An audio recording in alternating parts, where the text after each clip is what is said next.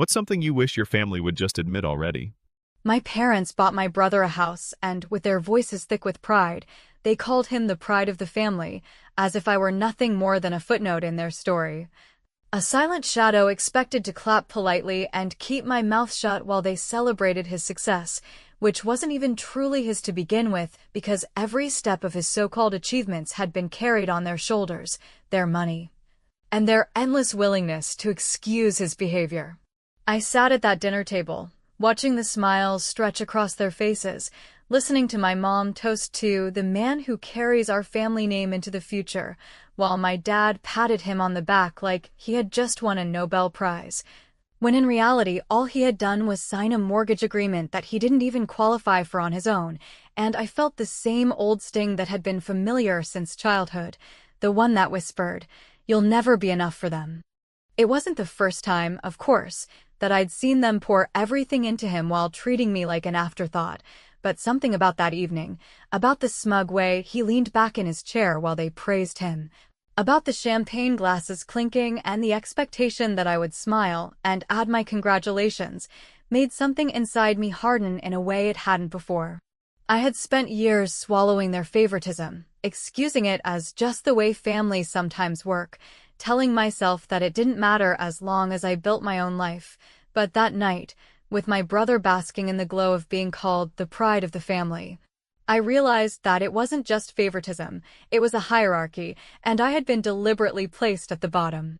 I remember forcing a polite smile, the kind that doesn't touch your eyes, while inside I was replaying every single time I had asked them for help and been told to figure it out on my own. When I worked 2 jobs to put myself through school, they told me it was good for my character, while he was handed tuition, books, and even rent money without question. When I once asked if they could help me with a down payment so I could move out of a mold-ridden apartment, they told me that adults should learn responsibility and that handouts don't help anyone, but here they were, bragging about how they had invested in their son's future by gifting him a house. I didn't say any of that out loud, because by now I knew that arguing was useless. In their eyes, he would always be the one who mattered most, and I would always be the one expected to clap from the sidelines.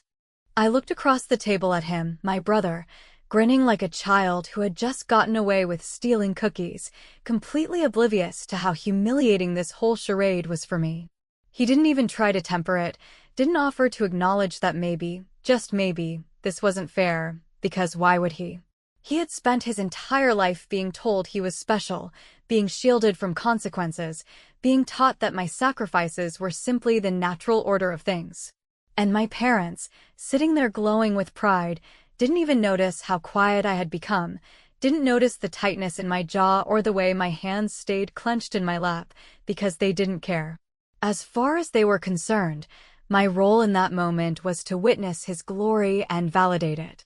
The truth is, that night marked something in me, a shift I couldn't ignore. I had told myself so many times that I didn't need their approval, that I didn't care about their double standards, but it turns out you can only lie to yourself for so long before the weight of it becomes unbearable. Sitting there, I thought about the years of being told I was too independent, too difficult, too focused on myself, while every reckless move he made was excused with, "He's just finding his path."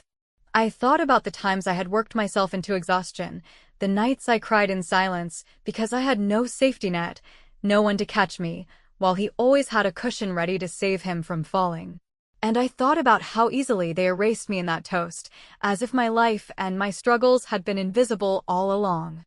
I knew then that something was going to break, and it wasn't going to be me. For the first time, I didn't feel small in their eyes. I felt angry, and anger has a way of clearing out illusions that sadness never can. I stopped hearing the clinking of glasses and the shallow compliments, and instead I started imagining what it would feel like to finally stop playing the role they had written for me. I didn't know exactly what that meant yet, or how far I would go, but the seed was planted. And while I left that dinner table smiling just enough to avoid questions, inside I was done. Because just when I thought I could swallow it all again and bury it under the same excuses I'd been making for years, the phone call came, and it turned everything I thought I knew about my place in this family into something darker, sharper, and much harder to ignore. The phone call came late on a Tuesday evening, the kind of evening when all you want is to shut the world out, heat up some leftovers, and sink into a quiet routine. But instead my mother's voice came through the line with that mix of sweetness and urgency she always used when she wanted something from me, and she started with the small talk, asking about work, pretending to care, before getting to the real point, which was that my brother had a new opportunity but needed some help, and by help, she meant me signing my name on his debt so the bank would approve the loan he couldn't get on his own. She spoke about it as if it were a family obligation, saying things like, "We all pull together when one of us needs support, and you know your brother will pay it back quickly," as if her version of family had ever included me in that circle of support. Which it never had, and I could feel my chest tightening with that familiar mix of disbelief and rage that comes from realizing people truly think you'll keep playing the same role forever. She said it with such confidence, almost as if it had already been decided, as if my answer was just a formality, and I sat there listening to her voice drip with pride about how responsible and ambitious he was for taking risks that apparently counted as vision when he did them but would have been called reckless if it were me, and I couldn't help but replay the years when I begged them for just a little help and was told that tough love builds character. The difference between what they gave him and what they denied me was so obvious, so insulting, that it almost made me laugh, but not the kind of laugh that feels good, the kind that makes your stomach hurt because you know the joke has always been on you. I asked her how much the debt was, not because I wanted to know the details for any serious consideration, but because I wanted to hear the absurdity out loud, to hear her say the number and realize what she was asking of me. And when she told me it was more than I earn in a year, she said it casually, as if the figure itself didn't matter, as if my financial security was just a minor sacrifice I should make to keep their golden boy afloat. I listened in silence while she went on about how this was just a temporary bridge, how my signature was only a safety net, how it would never actually affect me. And I thought about the countless times I had been left to sink or swim on my own while they stood back and watched, lecturing me about independence and grit. The worst part was when she slipped in that line about how this is what families do, because in that moment I realized she wasn't even ashamed of the hypocrisy. She believed it. She believed that family meant giving everything to him and expecting me to fill in the gaps, and she couldn't see how twisted that logic was. It wasn't just the request that infuriated me, it was the entitlement, the assumption that my hard work, my credit, my stability, were resources for them to use at their convenience, while my own needs had never once been treated with the same urgency. I didn't say no right away, because I knew if I did, they would explode into accusations about me being cold and selfish, the same old lines they had always used when I refused to play along, and part of me wanted to hold back, to let the silence stretch long enough to make them wonder if maybe, just maybe, I wasn't the reliable fallback anymore. So I told her I'd think about it, my voice calm and neutral, and she took that as a victory, thanking me like the decision was already made, promising to send over the paperwork for me to sign. I hung up without agreeing to anything, but the second the line went dead, I opened my laptop and froze my credit with all 3 major bureaus, because I wasn't going to give them even the smallest chance to drag me into his mess. That was my quiet revenge that night, locking down my financial identity so tightly that even if they tried to pressure me, even if he tried to sneak something past me, it wouldn't work. And the power of knowing that I had taken the step before they even realized it was an option made me feel like I had finally stopped playing defense. And as I shut the computer and sat in the silence of my apartment, I realized I hadn't said yes, but I also hadn't said no, and leaving them in that space of uncertainty was its own kind of victory. Because for once they had no idea what I might do next, and that unsettled them more than any outright refusal ever could. When I told my mother I would think about it, what I really meant was that I was giving myself time to process all the anger, disappointment, and exhaustion that had been piling up for years, because if I had said what I was actually feeling in that moment, it would have been a storm too ugly to take back, and I knew she wouldn't hear the truth anyway. She never did. She always turned my words into selfishness or disrespect. So instead I sat alone that night and let the memory surface one by one, each one sharper than the last, each one reminding me of how this pattern had been carved into my life from the very beginning.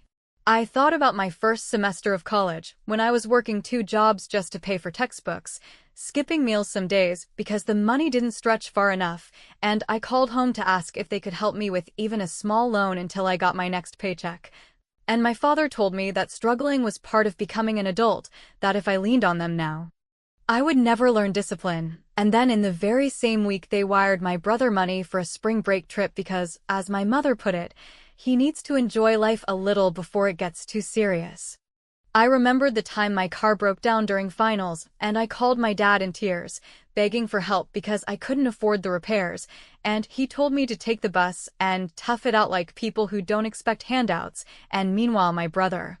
who had crashed his own car by driving drunk, was gifted a brand new one the following month with a lecture about how this was his second chance and they believed in him, because apparently his mistakes were framed as growth while my struggles were framed as weakness. I remembered all the holidays when I came home with stories of promotions or awards at work, moments I had fought tooth and nail to earn, and they would smile politely before pivoting to whatever my brother was doing, no matter how trivial, as if I were just filling the silence until the real star entered the conversation. These weren't small slights that could be brushed aside. They were a lifetime of being told without words, but through actions that I was less valuable, less worthy, less deserving of their love, and the debt request was not just another example of favoritism. It was the culmination of everything. The expectation that not only should I carry my own weight, but also his, because in their world his dreams were sacred and my stability was expendable. The more I thought about it, the angrier I became, but it wasn't the kind of blind anger that makes you lash out. It was the kind that settles deep, the kind that sharpens your mind, the kind that makes you start plotting your way out. The irony that they expected me to co-sign his loan when I had been denied help so many times before was not lost on me, and I almost wanted to laugh at the audacity of it, because it was proof that they had never truly seen me as a separate adult with my own boundaries and responsibilities. They had always seen me as a resource, a backup plan, a tool to be pulled out of the box when their favorite child had created yet another mess. I thought about how many times I had tried to rationalize it, how many times I had told myself that maybe this was just how families work, that maybe every sibling dynamic had a favorite and a scapegoat, but as I sat there, letting all the old memories bleed together with the new insult, I realized that what I had been calling rationalization was really denial, and I was done pretending not to see it for what it was. I didn't pick up the phone when they called again that week, because I needed space to think, and in that silence I started to see a different picture of my life. One where I stopped waiting for them to value me. One where I stopped bleeding myself dry to keep their fragile fantasy of my brother intact. One where I finally admitted that the loyalty I kept giving them was not noble but self-destructive. And the more I thought about it, the more I understood that the only power I had ever really had in this family was the power to say no, and if I didn't use it now, I never would. So when my brother texted me casually, like this was nothing, saying, "Hey, thanks for stepping up, I owe you one," with a stupid smiley face attached as if he had already assumed the deal was sealed, I felt something inside me snap into place.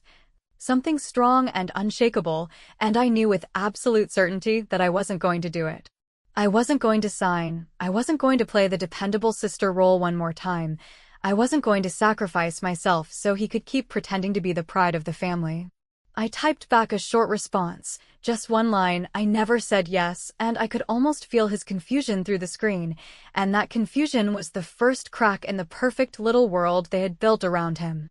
I sat there, staring at that message, knowing that what I had just done was more than refusing a loan. It was refusing a lifetime of being overlooked, and while I didn't know exactly how the fallout would play out, I knew it was coming. And for once I wasn't afraid of it. Because if I gave in this time, if I signed my name and let them pull me into his chaos, it would never end, and I was finally ready to be the one who ended it. The fallout began faster than I expected, because within a few days of my brother receiving that text from me, my parents were on the phone again, only this time their voices were not dripping with sweet persuasion, but sharpened with accusation.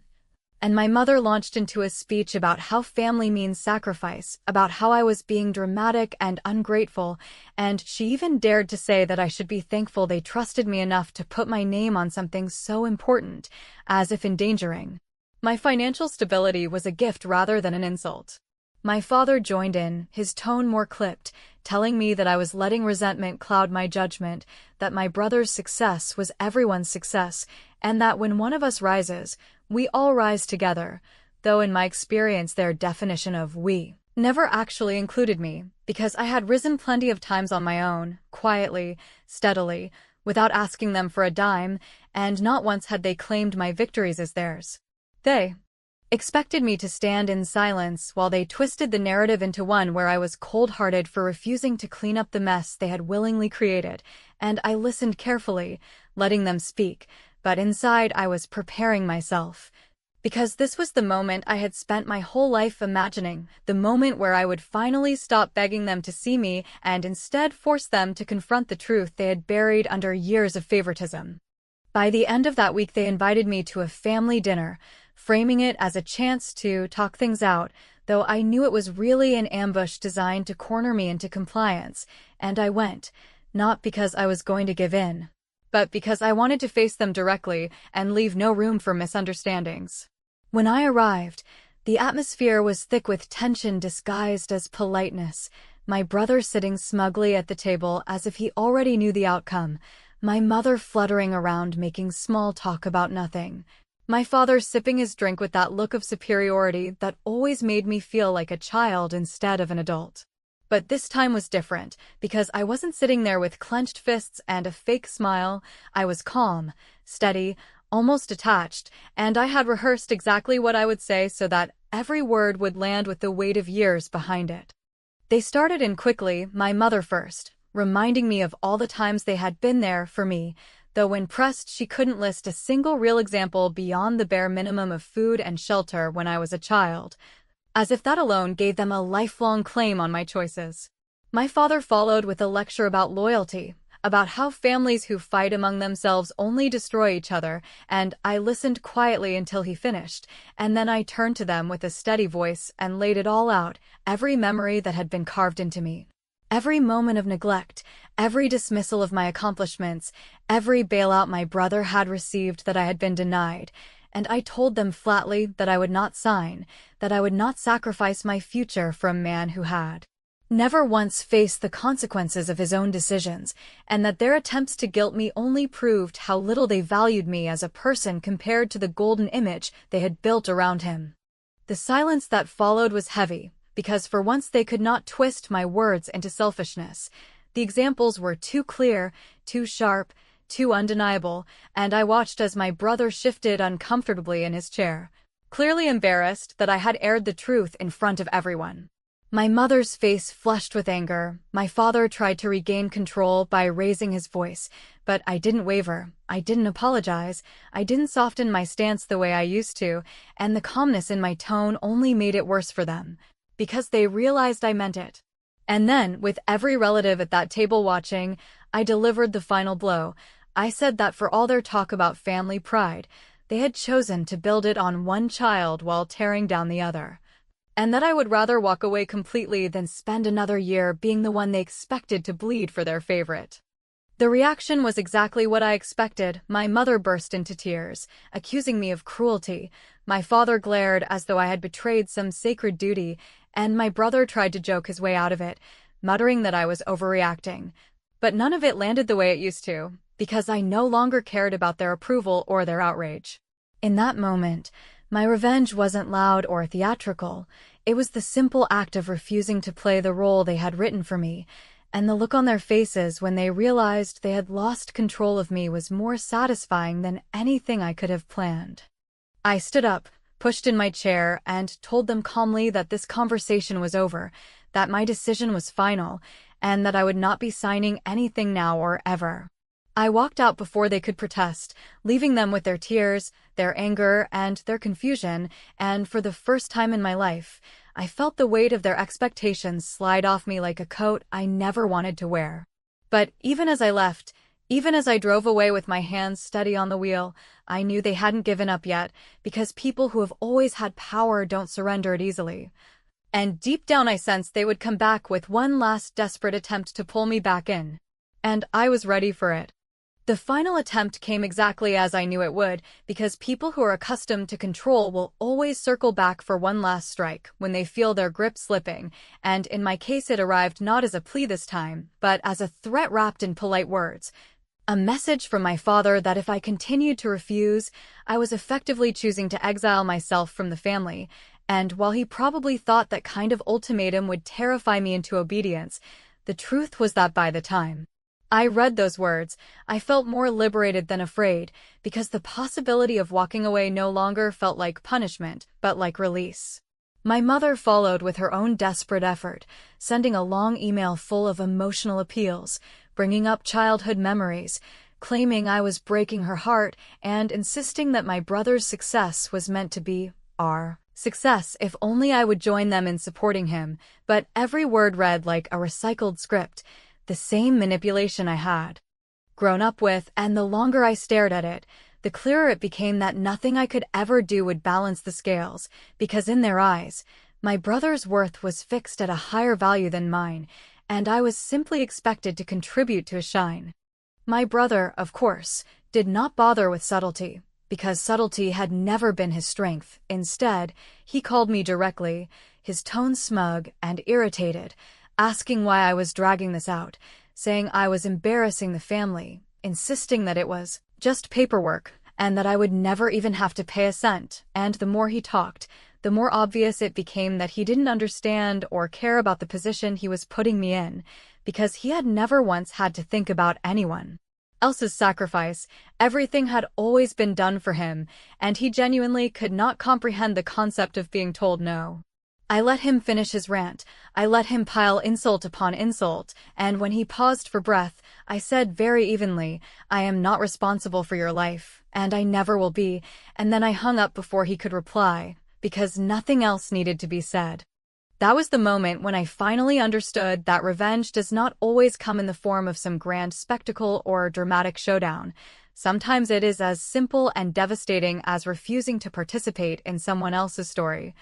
denying them the role they have written for you, and forcing them to confront the fact that you are no longer available as their safety net. I blocked my parents' numbers, I blocked my brother, I shut down every channel they could use to reach me, and for the first time in my life, the silence that followed was not lonely but peaceful, because it was mine, and I had chosen it. It wasn't easy, because cutting off your family, no matter how toxic, always leaves a part of you questioning whether you have gone too far, but every time that doubt crept in, I reminded myself of that dinner table, of the champagne glasses raised in his honor while I sat invisible, of the phone call where my mother casually asked me to risk my future for his, and of the countless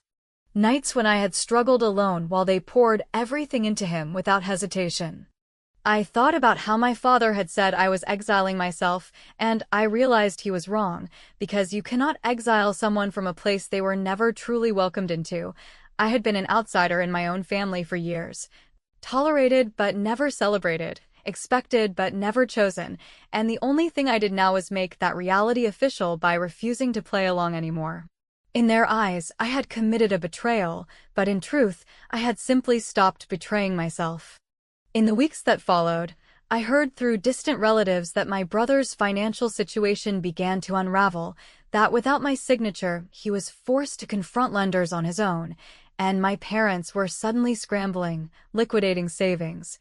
shifting money around, trying to patch the holes in the ship they had built for him, and, while a part of me might once have felt guilty, I found that I didn't this time, because every adult eventually has to stand on their own, and he was no exception, even if they had tried to shield him from that reality for decades. Watching it from a distance, hearing it secondhand, I felt something close to satisfaction, not because I wanted him to fail, but because I wanted him to finally live in the same world I had been forced to inhabit since I was young. The world where choices have consequences and people cannot endlessly drain others to cover for their mistakes. The truth is, I didn't walk away because I hated them, though some days the resentment is hard to untangle. I walked away because I finally understood that staying would mean allowing them to keep defining me as less, and I couldn't live like that anymore. Blocking them wasn't about punishment, it was about freedom. It was about drawing a line so sharp that they could never cross it again, and it was about reclaiming the dignity they had chipped away at my entire life. So when people ask me now about my family, I tell them the truth, that I chose myself for once, that I let go of people who never truly held me, and that I am at peace with that choice. Maybe one day they will understand what they lost. Maybe one day they will regret pushing me away with their constant favoritism. But by the time that realization comes, if it ever does, I will be too far gone to care. Because the final victory is not in making them suffer, it is in finally walking away, head held high, knowing that I won by refusing to be their sacrifice.